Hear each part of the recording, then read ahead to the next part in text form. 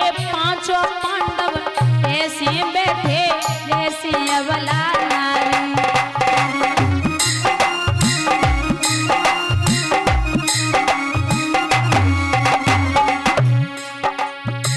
द्रौपदी पहना मन में सोचे दुर्गति वही हमारी। उनके नैनन से बरसे नीर अर्ज सुनो बनवारी।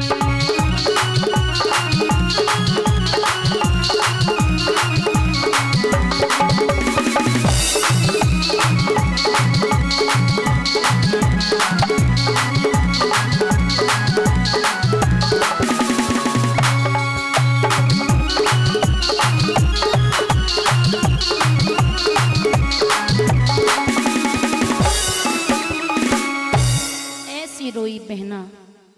महाराज जब बहन रोई है कृष्ण द्वारिका नगरी में पीठ फेर के रो रहे। दादा जब कान्हा रोए रुक्मणी भोजन लेके पहुंची, क्या बात है नाथ आप रो रहे हैं? बोले जी क्यों? आज हमारी बहन पे बड़ो संकट है, तो आप यहाँ क्यों बैठे, जाइए ना। कृष्ण हिचकी लेके बोले कि नहीं जा सकता। क्यों? उसने अभी साड़ी पकड़ रखी है, उसे लगता हमें बड़ी सामर्थ्य है, और जब तक उसे लगेगा कि हमें सामर्थ्य में नहीं जाऊंगा। द्रौपदी यहां आवाज लगा के बोली कि भैया एक बात याद रखना, हम तो नगिन पैदा हुए थे और नगिन हो भी जाएंगे तो मेरा कुछ नहीं बिगड़ेगा। हम नगिन पैदा हुए और नगिन हो भी जाएंगे तो मेरा कुछ नहीं बिगड़ेगा कृष्ण। लेकिन आप दिमाग में बिठा लीजिए, जब बहन की इज्जत जाती है तो सबसे ज्यादा असर भाई पे और बाप पे पड़ता है। आप कहीं मुंह दिखाने के काबिल नहीं रहेंगे गोविंद, आपको आना पड़ेगा। और शायद आपको याद न हो तो मैं आपको याद दिला दूं, एक समय आपकी उंगली कटी थी, आपकी 1000 पटरानियां कपड़ा और पट्टी लेने के लिए भागी थी, लेकिन मैंने कान्हा नई साड़ी को फाड़ करके आपकी उंगली में बांध दिया था। उस साड़ी का बदला दे जाइए। ऐसी रोई। आप एक बात याद रखना भैया, द्रौपदी का एक नाम और है कृष्णा। कृष्ण की बहुत चहेती बहन है कृष्णा, द्रौपदी को कहते हैं। सब मौन बैठे। कृष्ण की हिचकी नहीं रुक रही, रुक्मणी बार बार कह रही जाइए ना।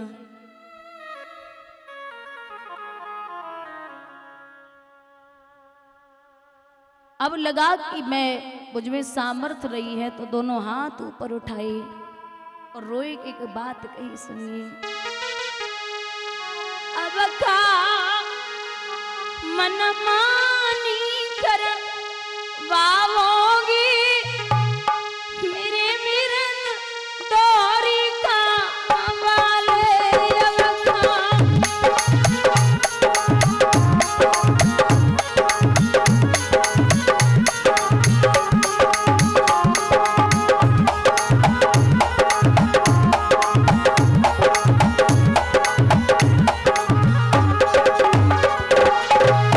अरे ओ भैया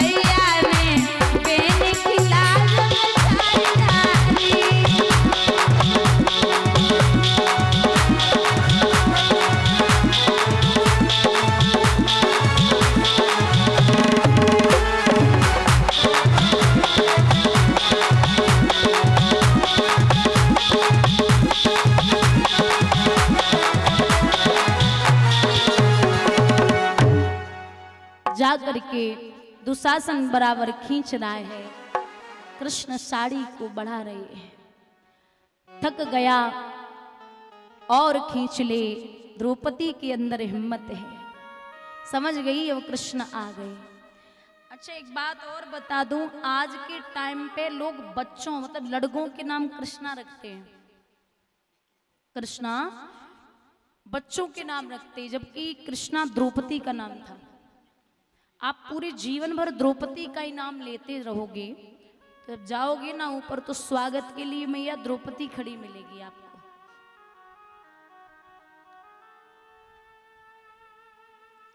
समझ गए पांडवा कि आज फिर आए के हमारे कृष्ण ने लाज को बचाई लियो। पांडवों का साथ भगवान इसलिए देते थे क्योंकि पांडव कभी धर्म के विरुद्ध नहीं गए।